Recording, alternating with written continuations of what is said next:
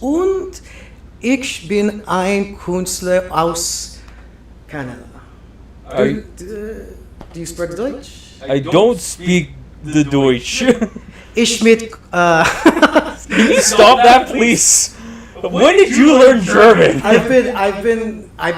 so I've always had this fascination with the German language, the German history, and its culture. A lot of people think it, for other reasons, but I've always thought of it to be a very beautiful, powerful language. Like it's some say it's the language of discipline. I don't know, and then a lot of things have come from Germany, like a lot of science, a lot of philosophy. I've just been practicing because my roommate's European, so he speaks Portuguese. Okay. And my brother's done the whole Europe thing, so he's been to like Germany, he's been to England, he's been to France and all that. So I was just like, hey, let's learn something. And German, just for me, German, it felt a little bit easy because English and German kind of have like similar things. Oh, can you put the mic a little bit closer to you? Yeah. Like saying what's up in German would be was gut.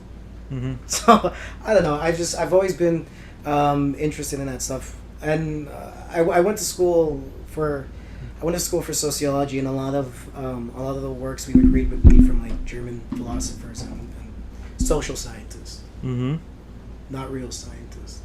Okay. Sorry, can I say that? You can do that. No problem. I'm just trying to see where your mic is at, just to make sure everything's going all right. So this is me. I'm the host mic. Also, Rammstein is one of my favorite bands. So you wanted to understand the lyrics and all that. Yeah, dude. I've always been a huge music person growing up.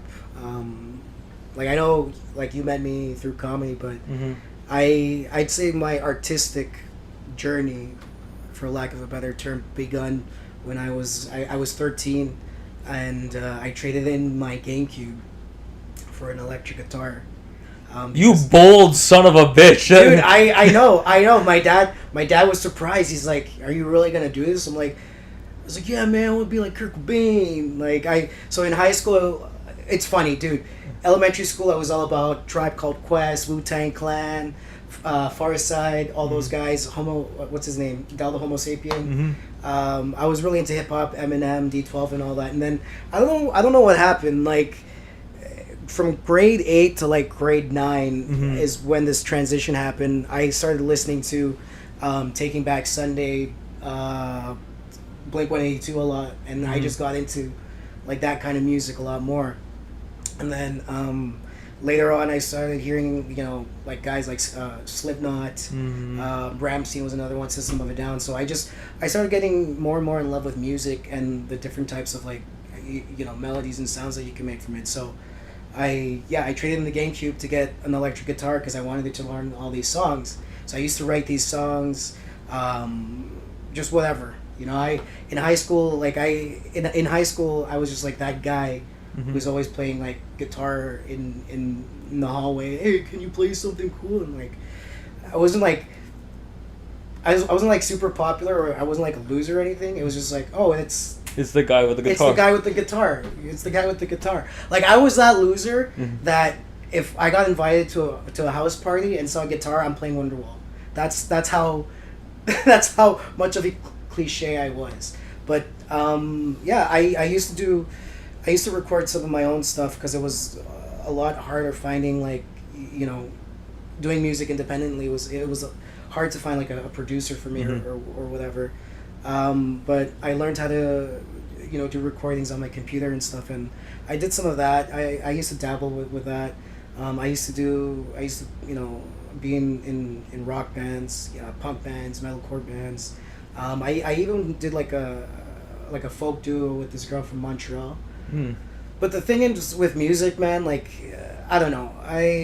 Everyone, bands especially, like there's always guys who want to do their own thing or want to put like. There's always like that internal musical creative difference that ends up happening. Like me, I'm the kind of music that I'm into now. If I were to continue doing music, hopefully I do. I'm into a lot of shoegaze music. What's that? So what that is, it's pretty much if bands like Mazzy Star, Chapter House. These are bands that a good example would be My Bloody Valentine. It's this Irish band from like the late 80s, early 90s, and what they do, it's a lot of like drony, fuzzy type of sounds. Mm-hmm. It's like, it sounds like a car crash, an electrical car crash for a lack of a better term. But the thing is with shoegaze, it doesn't all sound like that. You have bands like Mazzy Star and Cigarettes After Sex that are more melodic, more like slow and more soothing. But yeah, like with that, I've been trying to learn on my own, seeing how I can, do it at home. Because if there's one thing I did learn from like COVID, it was people ended up doing a lot of like their own thing. Mm-hmm. Like, stores were closed, people weren't allowed out, but then, people were locked in for such an amount of time where they're like, okay, I got to do something. I feel like COVID was the catalyst of this explosion of like social media, in a sense that everyone can make a living online. You can be a fitfluencer, you could be a TikTok dancer. Now these are things like I may or may not certainly agree with, but it is something that people can do. So like through COVID, I was just like, okay, I'm not going out anywhere, let's study more about like music production and stuff like that. And then it was around 25, 26 is when I decided to do comedy, because way back when no worries, man. I was so back then I was working at a Starbucks, and there was a Chapters Indigo connected to our Starbucks. Now, like this is probably like the best thing, like one of the best stories I'm gonna tell. The guy that used to work at that Indigo was Jesse Singh. You ever heard of Jesse Singh? I've heard of him, yes. Dude, honestly, this guy used to him and Johnny Bada and this guy Mark Goodman. They used to run a show, I think, in Vaughan at this place called V7 Lounge. And dude, like every time they had a show there, it was always all laughs and stuff like that, dude. So I used to tell stupid jokes to some of the girls that worked there, and some of the guys were like, "Hey, you tell a lot of like messed up jokes. There's this guy that does stand up. Like you should talk to him." So I saw Jesse, I introduced myself, and I was just like, hey, I want to see like your shows. So I would see him around at that place, and then I just asked him like, how do I get started?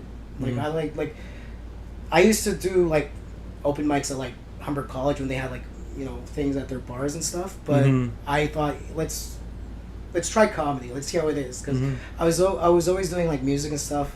I was getting to the point where I felt stagnant and I felt I guess overwhelmed with it, that I wanted to pick up a different art form. And I've always been a fan of comedy too, so I was like, hey, how do I get started? He took me to like this show in Brampton, and from then on he introduced me to like the Facebook groups on how to find mics and stuff like that, and from then on I was just like going every night, everywhere that I can get on stage, go out as early as I can for the list and stuff like that. And that's like it got to the point where it just became a habit after. Like, I was seeing the way these guys ran the show, how they would pack in the place, and people were always laughing. And I've been told that I'm a funny person. But here's the thing: there's one thing being like saying something funny, and then just being actually funny. I feel like I'm just a funny person overall. But I gave it a shot, right? And the thing that I struggle with in terms of comedy is like, I guess the subject matter that I want to talk about. So like growing up, I was a huge fan of Eddie Murphy, Dave Chappelle, Patrice O'Neill. A lot of people would think, oh, you probably like George Lopez or Carlos Mencia. Like I did not like those guys growing up at all. If there's one like Latin comic I did enjoy, was Pablo Francisco. You ever hear him? I've heard of him. So he's the guy that does he does like the movie man voice as a joke. In a world. Oh yeah. And Arnold Schwarzenegger's like the tortilla boy or something like that. You have to get out of here. I mean, like he made me laugh. George Lopez, Carlos Mencia. For me, it was just like watching my uncle rant about shit on stage. Like I legit. If you come from a Latin upbringing, you're gonna have family members like that. Yeah. Gabriel Iglesias, I love and hate. Yeah. He's just I don't know what it is about him. He's just so like lovable and squishy that I hate it. You know when you see a baby that's so cute, you just want like you want to do. It's fucked up. Like you have these intrusive. I don't have. No, but like what I'm talking about is like when you see like okay something that I you know. Okay, Kirby. Yeah, Kirby's so cute. You want to dip him in your coffee. You know, something stupid like that. Okay. That's what I mean. You know, like. But then you don't hate him. Well, it's like oh, I hate that he's so cute. I don't know what it is, but you hate that you want that energy. I guess I don't know. Like that's the thing too. Like it's not just like the stuff I say on stage. It's also how I perform too. Because like from people who know me and who've seen me on stage, it's like I'm very like animated, and I'm not really like I don't like that too much, you know, because like I know that's how I come off now, but like dude, off camera I'll be like very mellow, be like hey, you want to go for a walk, you want to read a book, let's talk philosophy, let's do something, you know. Yeah, but that's just I don't know, that's just how I came across off on stage when I was starting out, you know. I felt like you had to like hit them hard, or I don't know, like it's a balance. I guess, because the thing is, like, I grew up listening to a lot of different people, like, you know, there's like Eddie Murphy, Dave Chappelle, Patrice, and then I also for a time was listening to like guys like Sam Kinison and Bill Hicks, Carlin is there too. Prior, I didn't really get too much into. I honestly, I'm not sure why. Like I've seen his work, and not that it means fuck all from somebody like me, but like at the end of the day, I'm still an audience. Right? And I don't know, like I do find him funny, but like he's the product of his time. I guess. I don't know what it is. Like I know he's funny and I give him credit for being that hilarious, but for me it wasn't it. Like a lot of people are like, oh, for a guy who was like really into Eddie Murphy, you know, we would think you'd like Richard Pryor. Well, I give a lot of comedians a shot. Like yes, I have my own style that I enjoy watching, but like I'll listen to everything and anything. Like, dude, I'll even watch. I was even watching like that new Amy Schumer special, and my uncle's just like, "What the fuck are you watching?" I'm just like, "Hey, it's just give it a shot." Well, because like I do think she's funny, and I think the one movie I thought she was great in was Trainwrecked with Bill Hader. Okay. That one, and I Feel Pretty too. I watch a lot of chick flicks. Sue me. You're allowed to watch what the hell you want. I watch a lot of World War II documentaries. So do I. That's what you know. That's why you gotta learn. Yeah, but like the thing is, like with all that, like comedy is just so different. As I said, it's very subjective.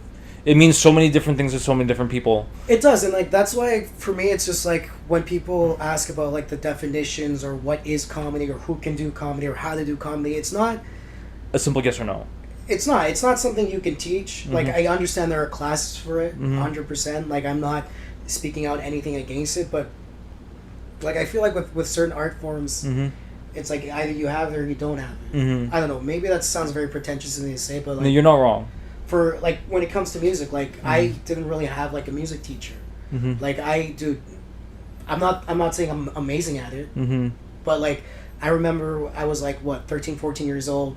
I'd get like a Fall Out Boy record or an MCR record, put it on, and like try to go along with it. Like I would look up the sheet notes online, but like I would try to like train my ear. Do it off by ear. Yeah, but again, like I said, like who am I to tell you what to do? As long as you're going up on stage, as long as the people who are there to watch comedy are laughing at you, regardless of what the other acts are saying, you're doing your job. You know, and that's what it comes down to. And it's also weird, like this, I'm going to explain a uniquely Canadian thing, is that in Canada, people laugh through their teeth and through their head. They're not laughing out loud. It's one of the weirdest things on the planet, because you think you're bombing when you're not. Yeah, I've had, like, and even when you're watching, like, really funny movies, you're just saying, dude, that was hilarious. But you're not actually laughing. I don't know, man, like, I'll say this. Comedy does feel a lot different now than it used to, pre-COVID.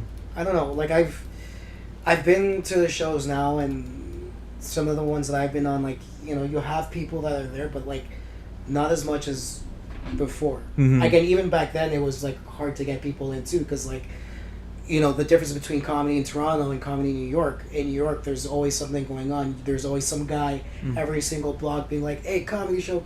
Yeah. there is a community here, there is an art form here, but I don't know, there's, for some reason, it's not getting as much attention as it should, because there's a lot of funny people here. Exactly. And what really, I wouldn't say what breaks my heart, but what I guess what kind of saddens me is that you get people, guys, who do their best here, and they leave to the States for, a better life in comedy, which, sometimes people can make it big here, but like, usually the journey is you get big where you are, you go to New York or you go to LA, or you go with the big boys or something like that. You go to like wherever, yeah. There's like, for music, there's a huge music community in Toronto. Like it's recognized universally. Like people around the world will know, like Celine Dion's from Canada or something. And Drake and The Weeknd. And that's not to say people don't know, like Russell Peters is from Canada, but like, or Jim Carrey, but like, how many Canadian comedians that stayed in Toronto or gained that and like, that's not to bring down the amazing performers that we have now. All I'm saying is, like, I feel like there's a lack of attention to comedy in Canada. Again, that's just my opinion on it. Because like, growing up, I was, maybe it's because I was mostly into music, but I was always hearing about a concert happening at the Horseshoe Tavern, something going on at the Coalition Lounge, something going on at the Budweiser stage, Massey Hall. Like, in all honesty, like, I've only ever heard Comedy Bar once or twice before I ever started doing comedy before that. So like, and that's not to say, like, it's growing, but like I said, I feel like there needs to be a lot more to be done to promote the art that we have here. Exactly, because like, and that's part of the reason why this show is so that everyone, because like, the biggest problem that I'm seeing that's facing comedy in Toronto right now is that there's not that emotional connection with the comedian itself. Like why should you care with what this person's saying? Because like, no one really knows who anyone is, and we're just all kind of like running around with our chickens with our heads cut off. Yeah, I feel like people have the destination in sight without having the journey planned. Exactly. But, and I say that even though we have shit like JFL and stuff like that, but like, it's just. But we bring in people from all over the world for that. Well, like, if you look at the JFL lineups, how many of those acts are Canadian? Like what's who the one headlining us right now is Andrew Schultz, and he's from New York. Yeah, and not not to say that he's he doesn't deserve it. He just fucking deserves it. It's hilarious, but like, it would like, in order for us to like push this art to new people, to beginners, you need certain role models, right? Like we got Russell Peters, we got Jim Carrey. Maybe there are other people that I don't know. Like, you got John Candy and stuff like that.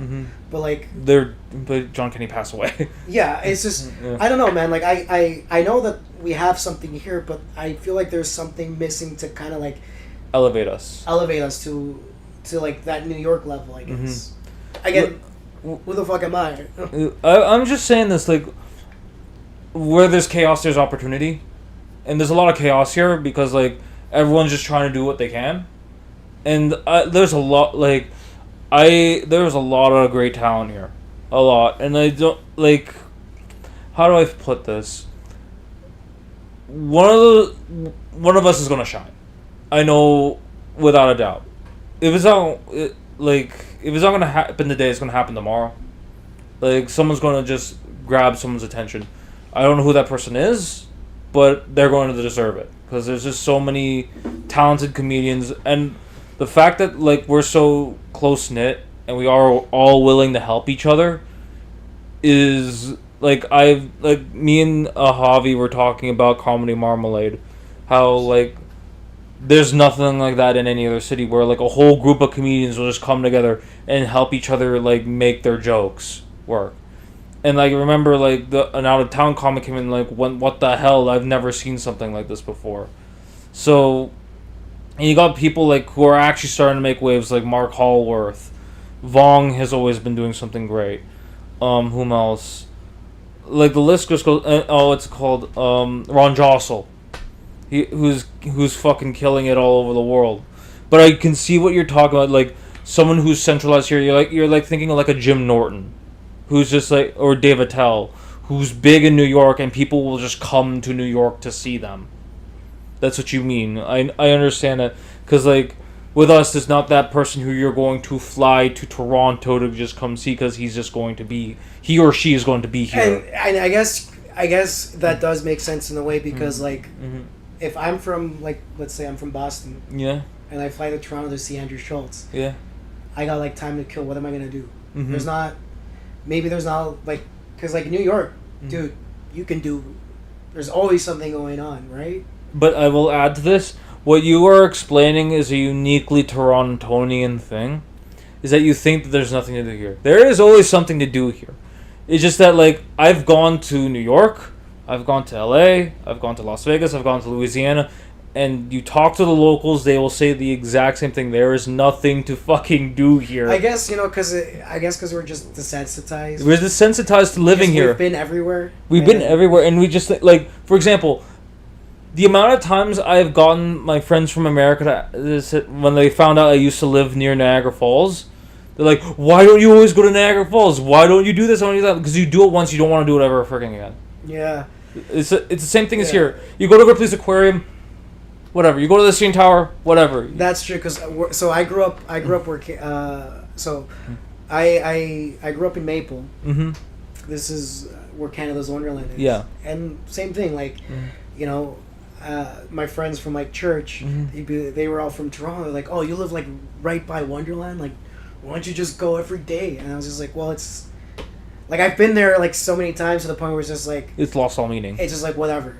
Like, I'll listen to like people on the roller coasters when I'm walking through there or whatever. And it's just like, oh, okay. Like, so I know what it means when it's like a local thing. But yeah, like I don't know. Like I know there's something here. And like, dude, I'm happy that they like the amount of talent that there is now, like especially with like the newer acts that I've met like back, like you, Miguel, Miles, Brandon Chiffone. Dude, that guy is hilarious. Yeah, yeah, like sometimes like oh my god. And okay, so for anyone who doesn't know, Brandon Scafoni, a hilarious comic. He is visually impaired. Yeah. And I always forget that because I'm always like stoned most of the time. Every time I say hello to Brandon, I always to shake his hand. I always stick out my hand, and like Miguel's always giving me looks. He's like, dude, like, what the fuck? I'm like, oh shit. But yeah, no, it's like it's nice to see a lot of like heart. That is what I'm trying to say. If you want to talk about heart, the one comedian that I'll always bring up is Jared Nathan. Oh, dude, yeah, Jared Nathan's been like killing it. Big, like even like before COVID, that guy was. Dude, I remember I did shroom tea with that guy once. It was. Oh my god! Oh my god, that guy just does so much random crap. You know what's okay? You know what's really fucked up? So me and my uncle. Yeah. We went to a show at a park and Jared was on it too. Yeah. So it was just me, my uncle, because I call him my uncle, family friend, this other comic, and Jared Nathan, and we were all just like playing around with each other. Yeah.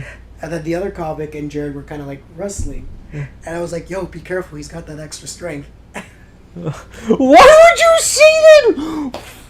Dude, we all three of us dropped. And Jared Nathan started he was like, yo, fuck you, man. Like, I was like, hey, we're boys, we can, Yeah, but, maybe that was extreme for me to say, but no, like, Jared is a good sport.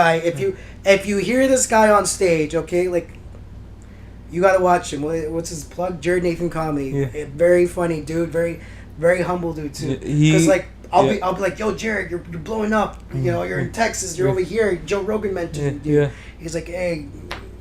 I'm just me, man. Yeah, he is one of like the smartest and nicest people I've ever talked to. You wouldn't think I forget the name of his disorder. It's like globals. What's it called? Because he has like a little bit of everything. Yeah. Mine is autism. Is jackhammer. I don't know. It's one of his jokes. It's one of his jokes, but he's like he's one of those comics that will make me think about what he's saying, and that's what I love about him. Yeah, like, dude, when I and that's the thing. I've learned. Same way with you and I. Yeah. I'm like that with him. Yeah. You know. You just like you're just like he is one of the more eloquent, put together, like, just knows what he's doing comedians, and like you get that stereotype of Down syndrome in your head, and you think like, oh, like he would know. Well, I don't know what he has, but I know that he's fucking hilarious. Yes, he is hilarious. I remember, like, we used to do, like, if I would see him on mics and stuff like that, he'd be like, all right, yo, take notes, this is how it's done. I'm like, yo, easy there, dog. But he's not wrong. He's not wrong. Like, he's like, every time I've seen this guy, like, he's killed it, especially with the subject matter that he's covering. Like, it's, for me, it's just like, holy shit, like we're right here, and he's like right here. Like, yeah, like because the thing is, and that's like, as I was talking about earlier, like, subject matter. Like, I have jokes that are stupid, they're silly. I have like my I guess TV humor type of jokes, and then I have my dark jokes, and I'm always, every time I go up on stage, I'm always mixing everything together where it's just like, fuck, comedy gumbo. What am I gonna, like, I gotta pick something. You know, I can't go up there and be like, hey, I look like the fat guy from Modern Family, and then be like, hey, my dad died, but don't worry about it. Now I can make fun of it. Yeah. Don't give away your humor, man. Don't give away your jokes, man. Like, it's, well, you know, who's gonna watch me after this? Not to say Sean represent. Honestly, one of the most touching moments. I might get emotional here. Okay, no problem. One of the most touching moments that I've had with this guy, I met him at Salto's. I think the first time I met you was at Salto's. And I go up on stage. I think I was there with, who else were we with? We were there with Ruby. We were there with Steve DeGay. We were there with Sid. Steve DeGay is another funny guy, too. Oh, he's going to be on here soon. Dude, his musical comedy is fucking... Oh, he kills that on stage, man. So I remember I got off stage. We were all outside, you know, hanging out with everybody, and you're like, how long are you doing this? I'm like, I think like 5 years, and you're like, is that why you're so good? And I was just like, what? We actually thought it was good, like, because I remember, like, you were like the only one that was like giggling at my shit. Everything, like, you know, Saltos is a fun room, but it's, no one's listening. Yeah, and you know, that really touched me because, like, you know, I it's very rare for me to hear something like that. You know, not to mention, like, you know, my uncle, my buddy Miguel, you know, they're always telling me that, you know, all the time, and I gotta give it up to my boy Miguel Jose de la Barrera. You too, man. You guys are always breaking my balls about coming out and doing open mics and stuff right now. And, you know, the guy always checks in on me. You know, if, like, I'm not at a show or anything, he'll be like, "Yo, what's up? Like, you coming out? How come you're not out? Like, what's good?" So, like, it's nice to have that kind of support now. You know, because you know, pre-COVID, everyone has had their struggles and stuff like that, and it's nice that day by day I'm overcoming all of that. That's great. So it's good to have you guys around, you know. And the thing is now, like, I'm pretty much on and off with it because, you know, I've been focusing. Now I've been putting a lot more of my time on, like, your general health. Well, yeah, getting physically fit and stuff like that. Because when I got back in August, I think it was 2022. Yeah, 2022. I was like 144 pounds. Dude, I look fucking hot. I looked good on stage. I wanted to fuck myself. Like, and Clerks too. Dude, yeah, I kind of looked like Randall. This job would be great, but yeah,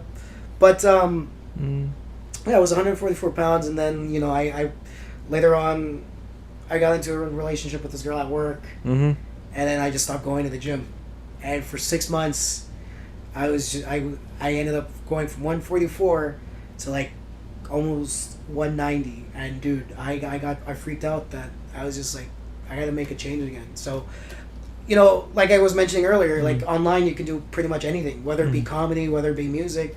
So, like, right now, like, my post on Instagram, it's all about, like, me working out, yeah. trying to get fit, and I'm not like just like with music and comedy. It's a journey, right? Mm-hmm. And fitness itself, I believe it's an art. I don't want to sound like too like pumping iron here. Pumping the iron, it's like coming. When you're coming with a woman, and you're coming to work. Where was that from? You've never watched Pumping Iron? No. I have not. For the guys who want to like work out, Pumping Iron, Arnold Schwarzenegger. But yeah, watching things like that, it just pushed me to the point where, I gotta do something for myself. So now it's just making posts about like me working out, being like, hey, you gotta stay fit, or this is what I'm doing today: leg day, pull day, push day. See what kind of like, I guess, audience I can get with that.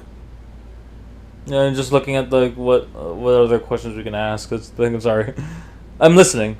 Oh. Don't worry. Damn, did I bore you so fast? No wonder my ex broke up with me. No. Your ex broke up with you because she's freaking sick. Yeah. No, but that's another conversation for another day. We're not gonna get into that. Okay, but like, okay. Let's see here. So like, we were talking about like other comedians like that you were watching or growing up. So I'm guessing like who you idolized when you were younger was like Dave Chappelle. It was Eddie Murphy. Like outside of those ones, like was there any like other like artists out there that inspired your writing, like Kurt Cobain or like whatever? So to be honest, so for comedy, I have like very like few like I guess comedic influences. There's those guys I mentioned. Bill Burr, I would say, is another one. Oh, absolutely, yeah. Russell Peters, I do like. But I would say that I have more musical influences than I do, I guess, comedic. Okay, like, no problem. The Pixies, my favorite band, man. Like, since I think I want to say I was 15 when I listened to their Doolittle record. Who are they, anyways? I don't know. Okay, so you ever watch Fight Club? I've watched bits and pieces of Fight Club. Okay, have you ever heard the song called "Where Is My Mind"? When your feet on the air and your head on the ground. That one, yes. So that's a song by the Pixies. Everyone knows them because of that song. For me, I grew up listening to like their very early stuff. There's this song called Caribou that I really liked. Because with the Pixies, they do this thing where it's like their verses are very like slow, melodic, and their choruses are just like, wah! Yeah. It's not like screamo music, but it's like alternative rock. So guys like them, so the Pixies, Nirvana, Oasis, I was into for a time. Blur is another one. Gorillaz, like Rammstein, Slipknot, like I have all these guys that I listened to growing up that I guess influenced me in a way where it's just like, they're doing something that I wish I could be doing, I guess. I don't know. Because like personally for me, like how my inspiration comes from like random things. Like I'm inspired by like Mahatma Gandhi and Tupac Shakur and all these other rappers and like historical figures, as well as like this lawyer called Jerry Spence who wrote a book on how to win an argument every single time. Okay. So like, did the Pixies, Nirvana, and all them, did they actually like affect your writing in any way? Like you actually, they did it. They thought like this. So yeah. Okay, I wouldn't say my writing, but I guess the way I play. Okay, well, but like if you're for like writing the way like the way I write my jokes and stuff like that, it's very, like I said, it's very difficult for me because I don't know how I want to be on stage. Because like I look at guys like Dave Chappelle. Yeah. And it's just like he goes up there talking about like current events, but makes it funny. No, it's just there's this smoothiness that he does, I do like Eddie Murphy, but the thing is, when Eddie Murphy was big, he was like 22, 24, so obviously he sounds very like, hey, suck dick, this, that. So yeah, I guess that's where I get some of the silliness. But like, I want to be more like mellow. Not mellow, but just like, kind of like, how do I say this? Like a wolf stalking its prey. I don't know. Some like very like Methodical. The way Wu-Tang approach their hip hop with kung fu and stuff like that. I don't know what the name is, but I know what you're talking about. Yeah. Well, a lot of hip hop had like they were influenced by kung fu. You know, like the fighting, standing up for yourself. I don't know where I'm going at. It's okay. Like this is why it's called method to your madness. You're trying to find a method to what you're doing, but like at the same time, like I would say like rap was just more about like understanding the pain of the situation that you're in. Like here's when there was a time. Well, there was a time. I like pre-COVID. I used to write things where I was talking about like I guess social political things, current events, stuff like I've always had this mentality where it's just like I don't know, there's always something worse happening to somebody else. And maybe that's very rude for me to say, but like it's true. It's just like you see people here in Western civilization complaining about irrelevant, very irrelevant, minuscule things. You know, like for example, and I don't give a fuck if I'm pissing people off with this, but when everybody was protesting the Harry Potter game, like it's a fucking video game. Like, exactly. I understand the sentiments of some people, but it's not like I'm gonna play Hogwarts and then I'm gonna go like, you know, bash down Queen Street or something. Yeah. You know, like, dude, I play Grand Theft Auto. You don't see me going out in the street killing like Latinos, whites, or black people. I play Metroid Prime.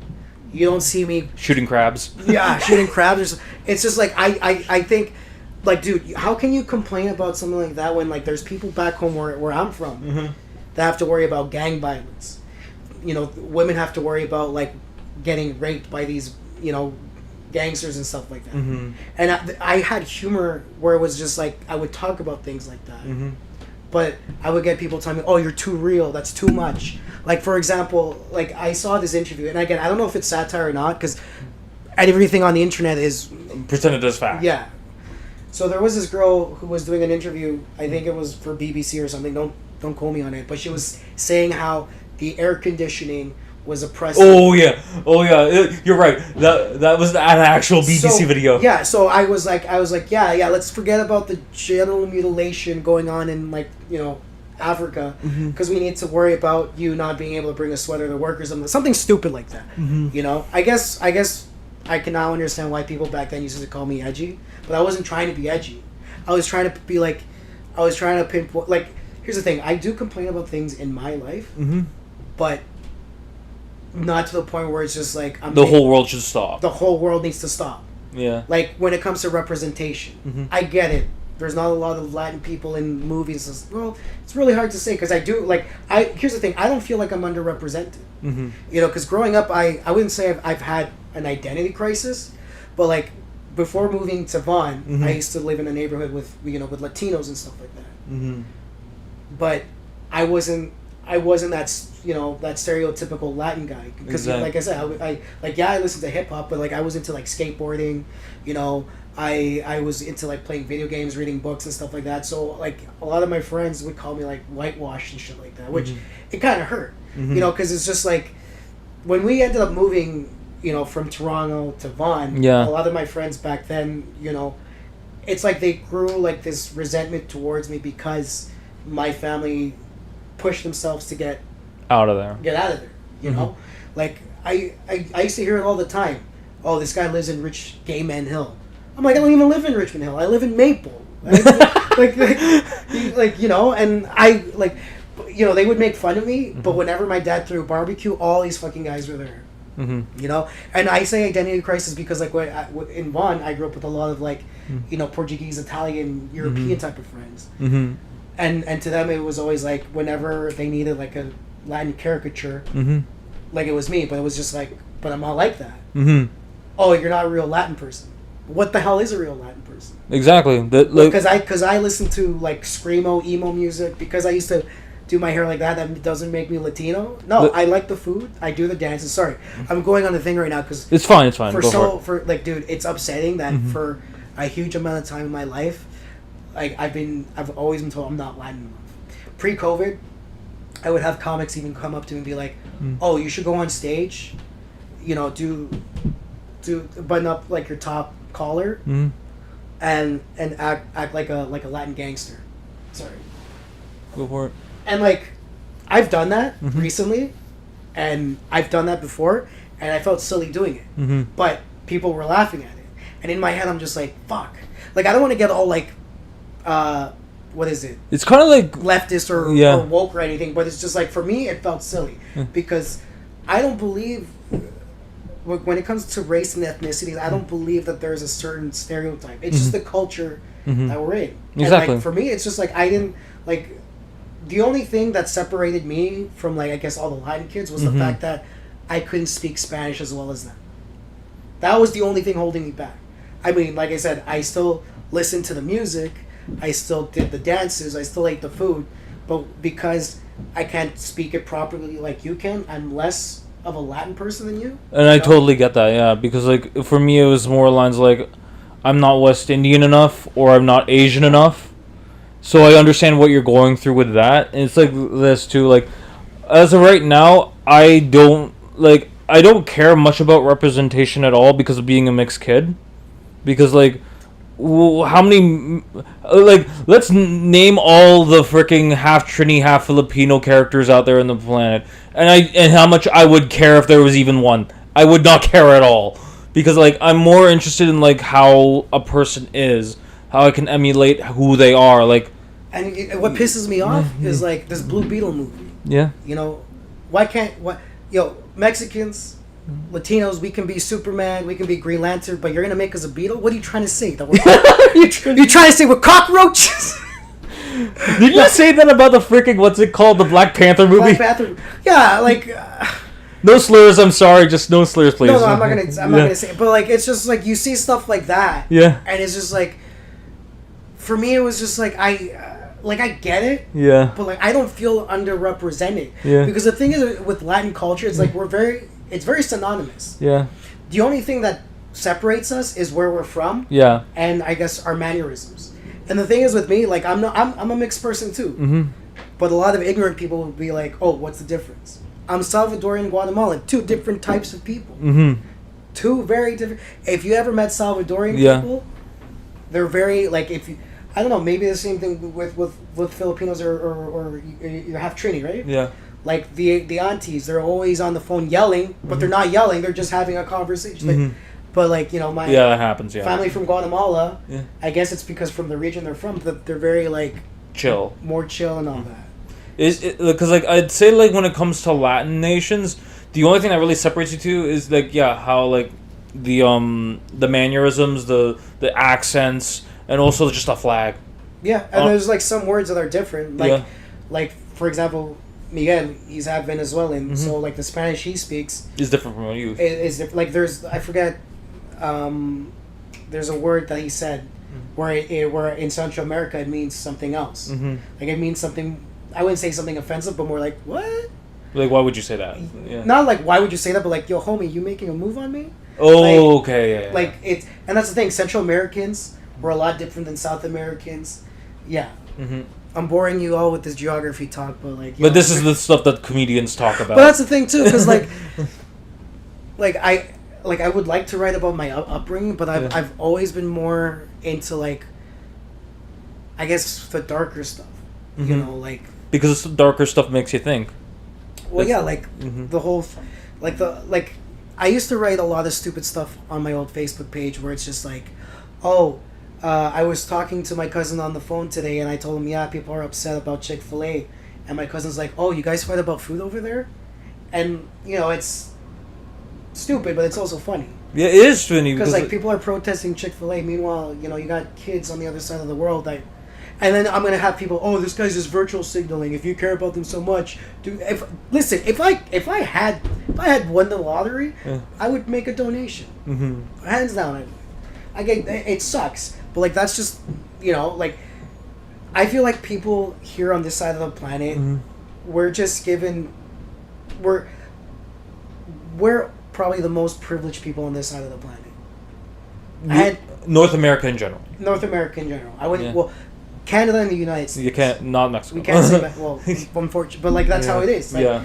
Like you can say anything you want without repercussion. Well, obviously, in certain instances, we'll have to ask Twitter on that one. Yeah, I mean, you can feel whether you can believe whatever you want without without restriction. Like we're a very culturally diverse society, very progressive, postmodern society. Like we are, and it's just like I understand there are things happening. Yeah, but are they happening to the extent that that's being portrayed? Because the thing is, I don't want to sound like a stupid conspiracy theorist, but like, listen, I read 1984 when I was a kid. Big fucking mistake. It is, because like I don't want to say I don't trust media, but I'm not ignorant either. Mm-hmm. If I'm gonna see something on the news, you have to question it. I'm gonna question it. I have every right to question it. Mm-hmm. Like when it came to the vaccine, I didn't question it because like I'm not a fucking idiot. Mm-hmm. And I'm sorry for people who were questioning the vaccine, but like most of you guys were all like dudes, not to. You can do whatever. Not down where you're living, but they were all a bunch of like low income people living in basements. Oh, don't take the vaccine because they got nanobots. Like, dude, when I was growing up, we got kicked out of school because we didn't get certain vaccines, and we just got the shot. It was more like this. I'm like people are saying that the vaccine was dangerous, but yet they'll go on a Friday and inject smack into their eyeball. Dude, you know how okay, that's not something to brag about. Like I've done harder drugs than marijuana and alcohol, and I'm not gonna be scared of a stupid vaccine. If it does something to me, okay, I guess this is how I go out. But whatever. Like at the end of the day, they were only letting people work who had it. I got it, and dude, it was so. Honestly, what really pissed me off too was the fact that you had people arguing on Facebook about whether or not it was ethical or unethical to take the vaccine. You had producers being like, "Oh, people who are vaccinated get extra time on stage." Like, it was just so like that was dumb. That's dumb. And here's the thing, I feel like the way it was handled from the beginning from our government was very anti-productive. Unprofessional. Oh, okay. I feel no action. No action was taken, and not just that. This is how overprivileged we are over here. Mm-hmm. The fact that was it Dog Ford or Rob Ford? Is the Bowser looking one? The Bowser. When he was like, "We're gonna lock down for 2 weeks," people were losing their fucking minds, dude. When I heard I didn't have to work, I was like, "Fuck yeah, okay, I'm gonna be home. I'm gonna get high. I'm gonna get drunk. You gonna play video games? I'm gonna play video games. I'm gonna learn guitar. I'm gonna do something, dude." The internet was like my world. I could play World of Warcraft if I wanted to. Learn how to speak more German. But oh my god, my freedom! I can't go out. And listen, I get the restrictions were hard too because during that time, something was happening in my family, which I wasn't able to go see them because of these restrictions. So I get that. Mm-hmm. But the fact that you're saying your livelihood, your freedom is being taken, dude. If you haven't been to prison, I know this because I have family that's been to prison. Mm-hmm. Like you don't know what it is to have no freedom. Yeah, like you don't know what it's like on the other side of the world where, like legit. Afghanistan right now. Like if you don't wear the hijab a certain way, like, and I'm not saying that that's how the religion is, or I'm not saying that's how this group of people are, but like there are certain things that women can't do over there that over here, like they're allowed to do, wear pants, or show your hair, show your ankles, that's not to knock down the experiences of what people other people are going through, but it's just like you can't say you have it really bad. Like I understand there are people who have it in really severe situations, but like, come on, like there's tonight, there's gonna be a kid who's probably gonna get his head chopped off because he didn't make a delivery on time for like the cartels and shit like that in Mexico. Yeah, and like stuff like that breaks my heart. And like I always get like people, oh, you're using these things as crutches. I'm not, because it actually breaks my heart. It's more lines like you're bringing attention to it. Yeah, and that's what I was trying to do back then with this kind of subject matter, is bring I don't want to say I'm nihilistic or anything, but at the end of the day, like I feel like everything should be funny, because when we die, the only people that are going to enjoy our company are going to be the maggots. Maybe that's how I think after what happened to me. because after that whole ordeal, like I've become more and more, I guess, I don't know, what's that word? Nonchalant. Yeah. Maybe. Like, don't get me wrong, when that whole shit went down, I was sad. I was devastated. I had lost my best friend, the love of my life. I'm talking about like a parent. Yeah. And I was sad. I was devastated. But then I thought to myself, okay, this is bad, but how do I make it funny? Exactly. Oh, dude, you have no, like, that's the essence of a comedian. Like, you take, like, the darkest moments of your life and you just try and make it funny. Like, same thing too. I did that with my dad too. Like, I'm still trying to make his funeral funny. Because, like, just what happened there was just the most hilarious thing to me. It was just like, I'm not going to explain what the joke is or talk. Okay, you go on, but I'll tell you a funny story that I wanted to make into a joke. But go ahead. Yeah, but I don't want to get into details because if I talk about it right now, it gives away the whole joke. But, like, something happened at my father's funeral that made me go, I'm going to be alright. Because it made me laugh. And I'm just like... and that's one of those things, like, laughter is one of those things that you have to make you know that you can actually push through something.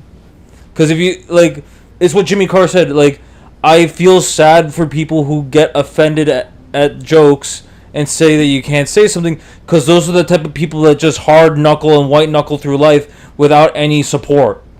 And that's the thing, like, the comedy is not meant to hurt people. It's meant to make people see things in a different light and go like, okay, you know what? I might be suffering, but that's hilarious. Like, for example, this one comedian made fun of a disability I have. I thought it was the most hilarious thing on the planet. He's not even suffering through it. But the way how he put it to me made me go like, that makes so much freaking sense. And then it actually makes me fucking laugh. But you can talk about your story. Yeah, so for me, like, a funny thing that happened at my dad's... I didn't want to say that, but whatever. You can say it, no worries. No, I'm very, like, when it comes to, like, my family stuff, I try to keep it away from comedy. Yeah. Because, there's just, I don't want to mix the two up. And, no problem. But, so the day of, we all ended up going back to my mother's house. And, I had to go get food and stuff. So, everyone was giving me their orders and stuff like that.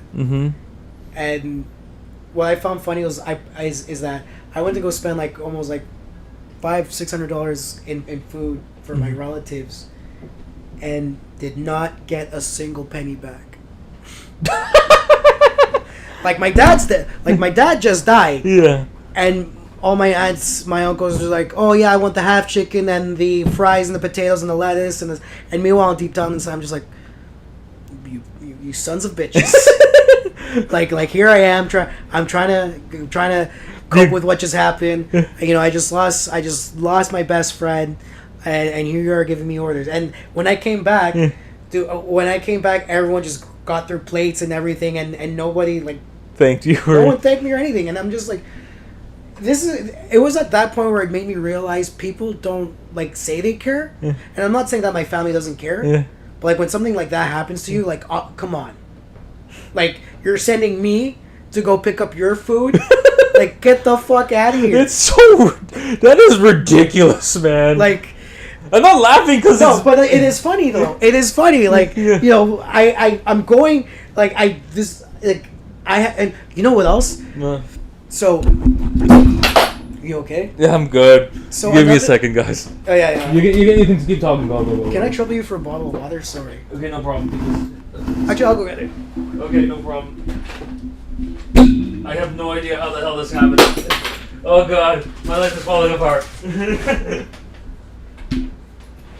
don't know how the hell this happened. Give me a second. Okay. Do we need to cut to commercial? I wish I had that picture of like Kent Brockman losing his mind on The Simpsons on there. The technical difficulty signs from The Simpsons. Just keep talking and go. Yeah. Are you sure? Yeah, just keep going. So, what ended up happening was, so we're all there, and we're burying my dad, and then my mom's like, "Oh, you should go and say something." So I do. I go up. I I do a quick, because the thing is with me and my family, we're not very, we don't like to be showy about certain things, right?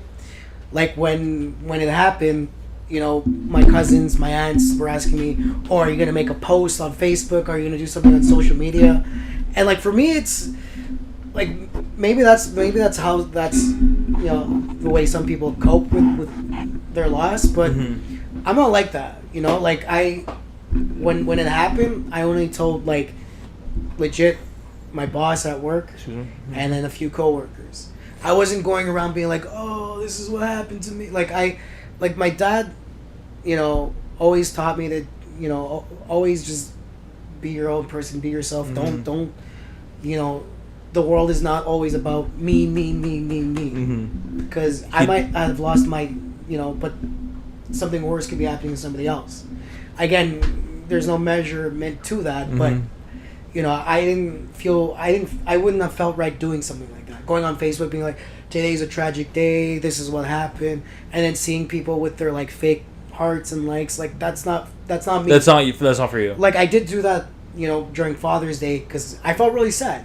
I felt really sad because like he's been gone for like 2-3 years now, and seeing other people saying like, "I'm gonna do this with my dad this weekend." Hey, Oh yeah, I know how that feels. So it got to me. It got to me to the point where it's just like, I started crying. I called my cousin. She's like, "Well, what triggered it? What's going on?" I'm like, Father's Day is coming up. She's like, just think about like, same thing that everyone always says. Think about the good times. There's not much that I could say, but like think about the good times. Appreciate that he was around, and totally. That's the thing too. Like like one thing that I am very happy about is, despite the fact that I've had this loss, I'm happy that I didn't have a bad relationship with him, because like I grew up around friends and some family members where their dad wasn't around. And my dad was a dad to them, and that's one thing I like. That's something that I hope that, like, it's gonna sound really, really really stupid, but like, you can swear, I don't care. Some people want to be famous, some people want to be rich and all that. For me, I would be happy just being the half the man my father was. He was very loved, very respected with his friends and his family. Everyone loved him. He was the guy that everybody went to whenever something was going on. Like at church, all my friends at church, all the other people, his friends at church, they would always go to him for like advice and stuff. My mom was the same way too. Like they enjoy. Like the thing is, if you ever met my dad or my mom, they are like polar opposites. Polar opposites. They're very like bubbly, very outgoing. If I brought like girls over, like my mom would be like, "Oh, hi, oh my god, like how are you? Like I'm so and so. I'm Andres' mom. Like how long have you known?" And like I don't know what it is. Like some people are like spooked with that kind of like personality. I think that your mom is El Salvadorian. My mom's from El Salvador. Yeah. Maybe it's because of just how it was there. They were just like very. Well, that and I keep dating white girls, so I'll do it. That would fucking do it. Well, I don't date white. I date Italian, Portuguese. Okay, Mediterranean. Very exotic but, of you. and that's the thing, like my dad always had a dream to have his own business, and that's something I hope that I can at least accomplish for him. If I end up doing that because of comedy, so be great. So be it. Because at the end of the day, with comedy, it would be nice to be rich and famous or whatever, but like. My whole goal is if I do end up making it to a point where I become financially successful, I'm not going to go buy myself a condo, buy myself a Ferrari or a Bugatti or whatever the fuck Andrew Tate says, that if you don't have, you're not a man. Dude, I can't stand his whole... So yeah, like, listen, Pierce, I believe that when the woman's given to the man, I can't take his voice. I can't take... And I don't understand, I don't mean to cut you off, but I don't understand how some guys actually listen to this. Like, not to knock him down, maybe what he said, like, I don't really listen to what he says. I just think he sounds like an idiot. Because, like, to me, what a man is you care about your community. You have your own mind. Yeah. You're not listening to some guy off the fucking internet being like, if the woman you get married to, she's your property or whatever the fuck he says. You know, like, it's, I don't know. Again, who am I? But you're not right. You're not wrong. I am going to agree with you. Be your own man. That's what because that's like, speaking about our fathers, that's one thing I can say that I know my father would be proud of me for, is that I'm being my own person. Instead of, like, just, like, listening, because every time I, like, listen to, like, when Andrew says, I'm like, no, I'll do my own way, man, I'm good. But at the same time, you want to know what? You answered all my questions without me even asking them. Like, I was going to ask where you want to take your company. You want to make it a business somehow. Well, like, it would be, well, my dad had an idea for, like, a small family business, which, I hope me and my uncle can do one day. That, for me, would be... Maybe open up a comedy bar and make it also a music bar at the same time. It's funny, though. Like, I remember one time when my dad was sick, I brought him to a show I was doing for Black Sheep. If you guys haven't checked them out, Black Sheep Comedy. I think Darcia Armstrong is running that. Very funny lady. Giving me... Oh, is she doing it still? I think Black Sheep is still happening. Again, I don't know, but, like, the last time I did Black Sheep, Darcia was there. Yeah, she's because Darcia is Darcia, right? And Kathy, I think. Because Darcia's just, like, running around Toronto and, like, doing whatever. So I know Black Sheep was something that they. Yeah. Black Sheep Comedy, Black Sheep, where they used to do shows in, like, bars and stuff in Newmarket. So yeah, it was a show in Newmarket that I brought my dad and my mom to, and it was terrible. It was to this day, there are many things I do regret, and it's inviting my dying father to a show. And this was this was when he was still able to talk too. So after everything was said and done, him and my mom were going home, and he's like, "Hey, you know what? I kind of missed you doing music." I'm like, "Fuck." Oh God! If you had given me that encouragement when I was younger, maybe I would have been a rock star by now. I don't know. My dad was like a huge troll with me. Anytime I was listening to, like, rock, that just sounds like dad humor. Yeah. Like, he's like, "You should have stuck with music." I was like, "Fuck." If that was me and my dad said that to me, I would be fucking dying. I was laughing. Like, it was. You know what? Like, I'm happy that I at least I provided some amusement for him, even though I didn't do anything that night. To be honest, I had 5 minutes on set. 3 minutes were all laughs. 2 minutes were all like. So, like, it wasn't a bad set, but it could have been a lot better. But it was terrible. But okay, I have to also tell everyone this, that, like, no laughs is not bombing. It's if they're not listening, that's when you're bombing. Yeah. But at the same time, dude, man, as I said, you, like, blew through everything that I wanted you to ask me. I wanted to ask you. So I think since we're over an hour now, we can actually close this out now because we're both grown men and we have work tomorrow. Yeah, that's true. Is there anything you want to plug or anything you want to... Just, follow me on Instagram, AES Cervantes, It's right down there? Right down there. I post a lot of, like, workout exercise videos of me, trying to get fit again. There is something else that I'm working on the side with this other comic, trying to keep it down low, though. But hopefully hey, buddy, I'm sorry. I will get to it. He knows who I'm talking about. Don't want to say it because it's a secret. Oh, okay. You're keeping on the DL. It's a secret project. Don't worry too much, man. Don't worry too much. Not that I'm worried too much, but, like, No, I understand NDAs. Don't worry. I understand what you're saying. So there are a few things that I am working on. And then, yeah, we'll see where it goes. Maybe I end up being a influencer. Maybe I end up, doing comedy full time. Who knows? And for me, nothing to plug.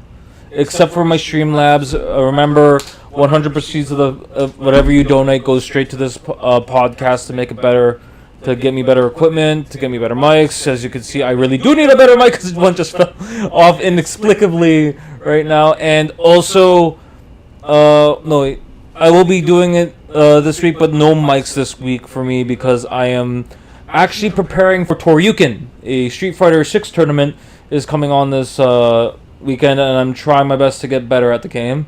Das ist gut.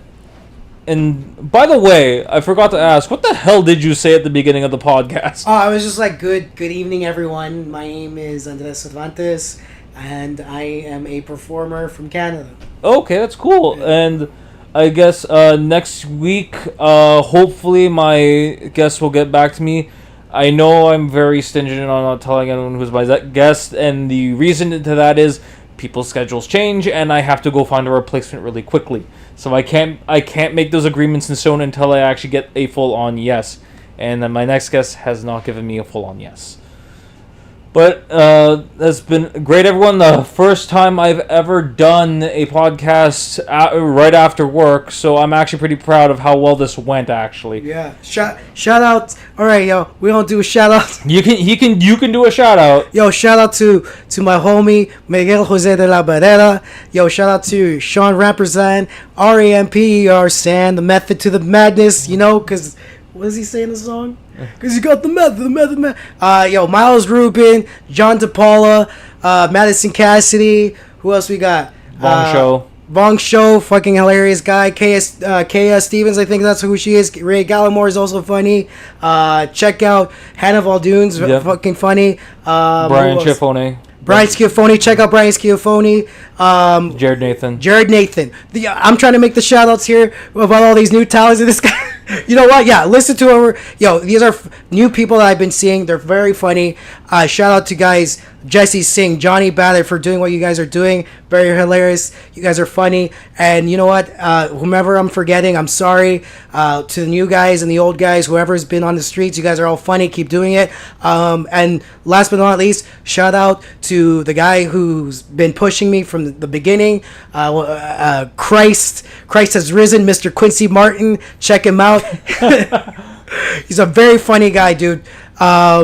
You know, hail up to everybody. Thank you, Quinn, for all the support that you've given me. Everybody else, blessings. Ciao. Okay, but I'll just add this one little tiny thing. All the names that we mentioned, this is why I say, like, this is like Toronto is slowly becoming what New York was in the 90s when the comedy scene was going off. And look who came from that. Oliver Coupry, Nathan Griffin. Who else do we got? Ryan Zeitz. Who else do we got? Liam Kelly. Liam Kelly, Matt Henry, Chris Bonaparte. Check all these lists, all these names I've been giving out. Check them all out. Very funny acts, and you know, follow them. Support live comedy. Support Toronto. Whoever's watching this, if you're a comic, if you're just somebody, just try. You know, these are a lot of funny guys trying to make it into the big leagues. Again, thank you very much for your time, and you know what. Salud. Pros. In Deutsch. You guys have a good night and keep well. Peace.